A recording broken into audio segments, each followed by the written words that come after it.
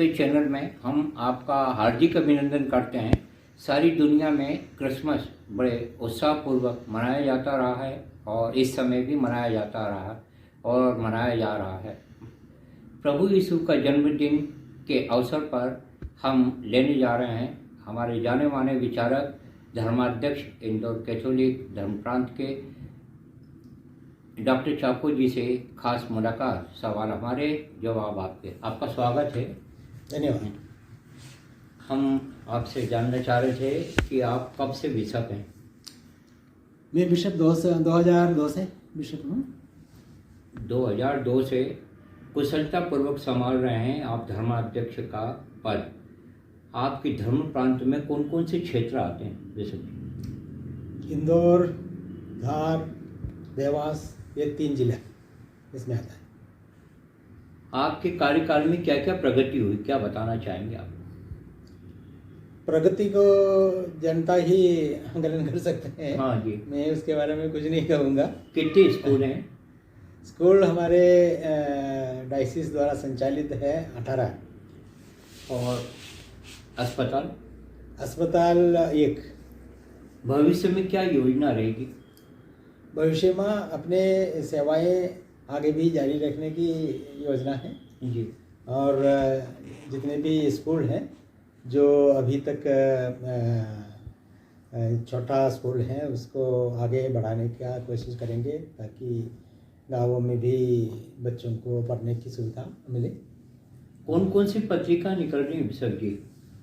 हमारी पत्रिका रचना एक ही पत्रिका निकलती है और कुछ पत्रिका अलग से तो नहीं। आत्मदर्शन टीवी के बारे में क्या बताना चाहेंगे आप?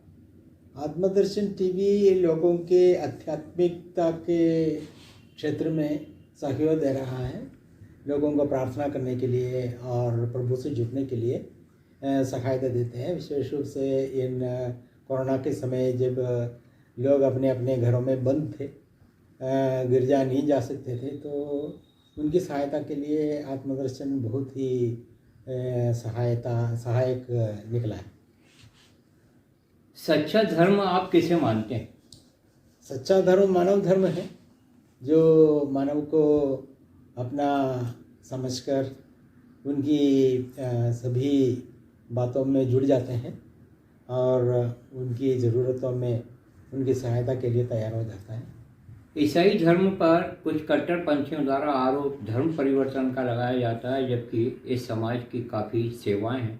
डॉक्टर कामिल बुल्के जी का हम स्मरण करना चाहेंगे जिन्होंने जर्मन भाषा में रामायण का अनुवाद किया।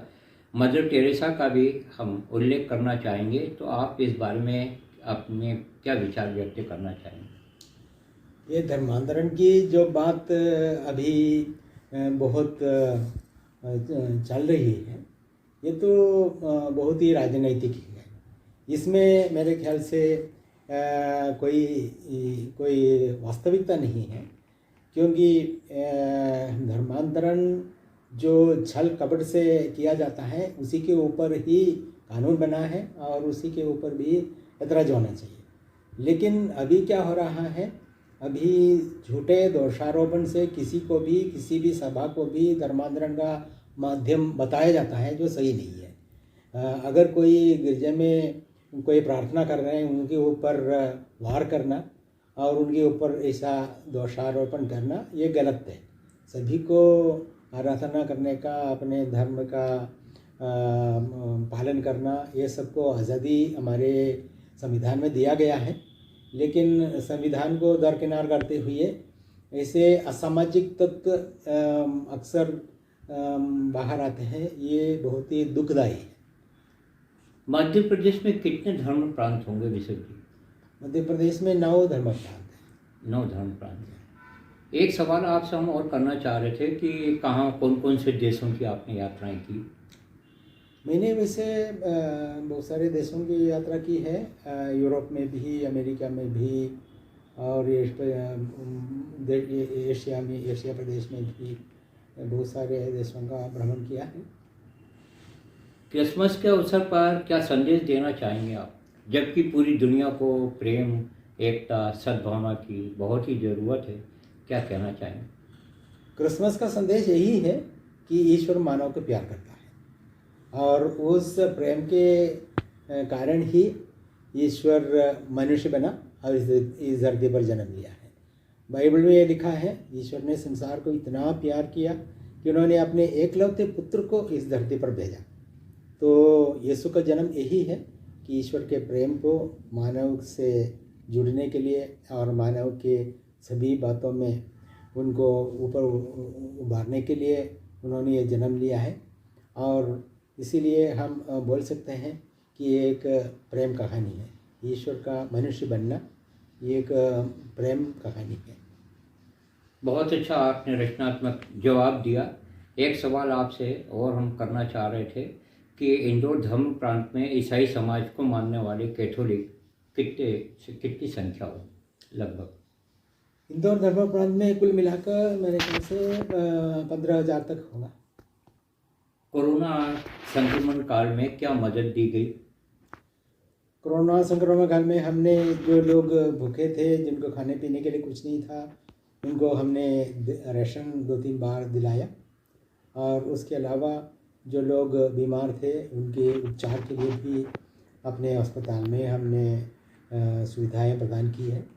और एक मोबाइल यूनिट भी हमने चालू किया था, जिसके द्वारा जो अस्पताल नहीं जा सकते हैं या फिर बाहर नहीं निकल सकते थे, उनकी सहायता के लिए मोबाइल वान के द्वारा उनको दवा, उनको खाना पीना और उनका काउंसलिंग, सलाह मशवरा करना, ये सब सेवाएं हमने उस समय उपलब्ध कराया था।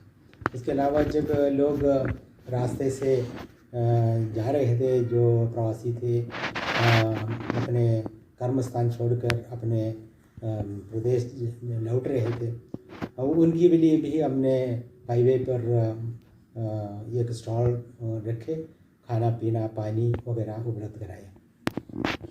आपसे आज के साक्षात्कार का हम अंतिम सवाल करना चाहेंगे। जैसे कि कहा जाता है प्रभु यीशु आएंगे, और लग भी रहा है कि जरूर आएंगे, आप क्या कहना चाहेंगे? प्रभु यीशु एक बार तो आ ही गया, जिसकी हम मना रहे हैं क्रिसमस के समय 25 दिसंबर को हर साल। उसके अलावा हमारा विश्वास है कि संसार के अंत में फिर प्रभु यीशु महिमा के साथ लौटेंगे, और उस दिन हम सबको अपने अपने कर्म के अनुसार हमें इनाम या फिर दंड देंगे। तो वो उस अंतिम आगमन की प्रतीक्षा में हम सभी जी रहे हैं। रचनाधर्मी से जुड़े हुए हमारे बिशप चाकू जी का पूरे देश में और विदेश में काफ़ी चर्चित नाम है।